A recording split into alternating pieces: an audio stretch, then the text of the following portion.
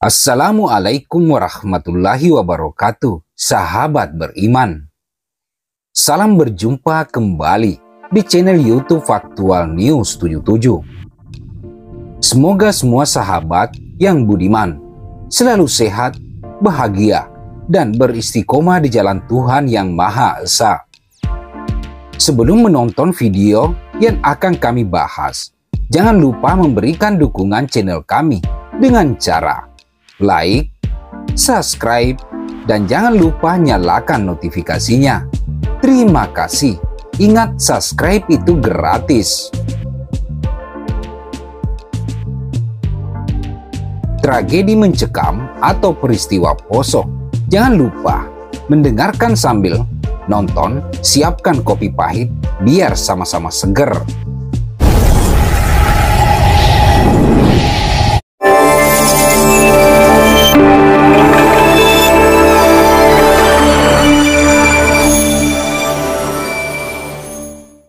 Sumber berita dari kompas.com. Konflik Poso adalah sebutan untuk serangkaian kerusuhan yang terjadi di Kabupaten Poso, Sulawesi Tengah. Konflik ini terjadi sejak 25 Desember 1998 hingga 20 Desember 2001. Peristiwa konflik Poso dimulai dari sebuah bentrokan kecil antara kelompok pemuda sebelum berakhir menjadi kerusuhan bernuansa agama.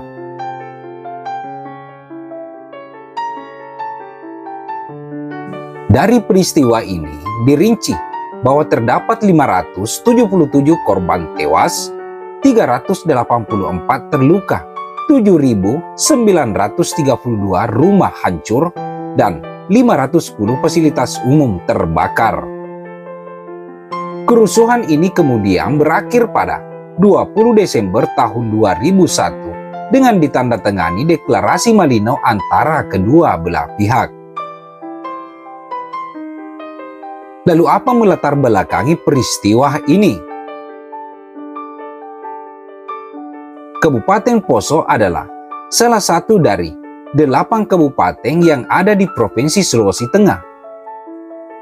Kabupaten Poso ini memiliki penduduk mayoritas Muslim di desa-desa, sedangkan mayoritas Protestan ada di dataran tinggi. Selain penduduk asli Muslim, terdapat juga pendatang orang Bugis dari Sulawesi Selatan dan Gorontalo bagian utara. Kabupaten Poso ini juga menjadi fokus program transmigrasi pemerintah. Tujuan program transmigrasi pemerintah ini adalah membawa warga dari daratan padat penduduk mayoritas Muslim seperti Jawa, Lombok, serta Pulau Bali yang dominan Hindu. Daerah padat penduduk ini akan dibawa ke daerah yang jarang penduduknya. Dari keadaan tersebut, akhir tahun 1990-an, penduduk di Kabupaten Poso mayoritas Muslim dengan persentase di atas 60%. Para pendatang ini kemudian membuat adanya persaingan ekonomi antara penduduk asli Poso yang mayoritas Kristen dengan para pendatang Bugis yang memeluk Islam. Lalu bagaimana kronologinya? Kerusuhan Poso ini bisa dibagi menjadi 3 periode sebagai berikut. Pada malam Natal tanggal 24 Desember 1998 yang kebetulan bertepatan dengan Ramadan, seorang pemuda asal kelurahan mayoritas Protestan di Lambogia bernama Roy Runtuh menikam Ahmad Ridwan, seorang Muslim. Informasi tersebar di pihak Kristen menyebutkan bahwa Ridwan melarikan diri ke masjid setelah ditikam. Sedangkan versi Muslim menggambarkan bahwa kejadian ini merupakan sebuah serangan terhadap pemuda Muslim yang tertidur di halaman masjid. Para tokoh pemuka agama kedua belah pihak kemudian bertemu. Keduanya sepakat bahwa sumber masalahnya terdapat pada minuman keras. Lalu akibatnya adalah Polres Poso pun mulai menyita ribuan minuman keras yang kemudian dihancurkan Suatu ketika, terdapat satu tokoh yang dijegai oleh para pemuda Kristen. Mereka pun bertemu dengan pemuda Muslim yang berniat menjegal tokoh tersebut. Pertemuan ini pun berakhir dengan bentrokan antara keduanya. Selanjutnya pada 27 Desember 1998, sekelompok orang Kristen bersenjata yang menaiki truk dan Tantana tiba, dipimpin oleh Herman Parimo, anggota DPRD Poso. Parimo diketahui merupakan anggota dari Gerakan Pemuda Sulawesi Tengah (GPST). Di sisi lain, sedikitnya terdapat 9 truk Muslim tiba dari Palu, Parigi, dan Ampena. Bentrokan pun terjadi, di mana polisi tidak mampu menangkal mereka semua. Para pejabat pemerintah Kabupaten Poso banyak mendapatkan serangan melalui spanduk, surat kaleng, dan grafiti. Pada April tahun 2000, terjadi persaingan mantan Bupati Afgar Pantega. Dalam persaingan tersebut, Pantega didakwa telah menyalahgunakan dana dari program kredit pedesaan. Adapun rumor bahwa sebagian dana tersebut digunakan menyewa massa untuk menyerang gedung peradilan.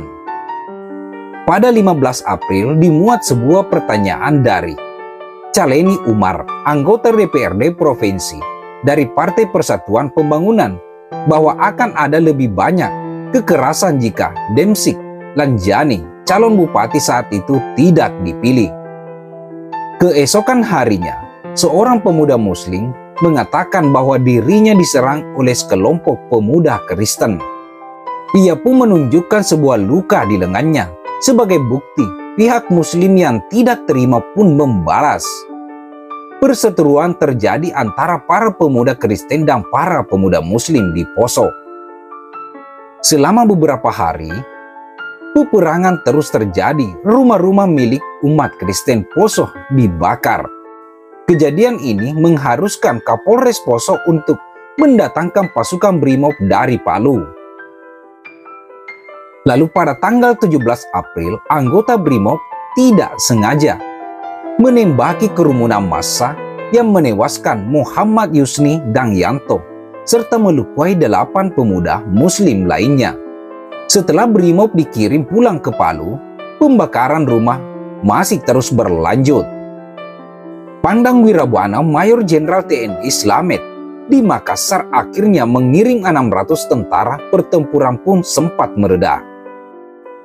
Pada Mei tahun 2000, kejadian bulan Mei tahun 2000-an ini merupakan pertempuran terbesar dan terparah. Periode ini didominasi oleh serangan balasan kelompok Kristen terhadap Muslim. Selain itu terjadi juga berbagai kejadian penculikan dan pembunuhan. Terima kasih teman-teman telah menonton channel kami. Jangan lupa menonton video berikutnya. Kami dari Faktual News 77 pamit undur diri. Sekian dan terima kasih. Wabillahi taufiq wal hidayah. Wassalamualaikum warahmatullahi wabarakatuh.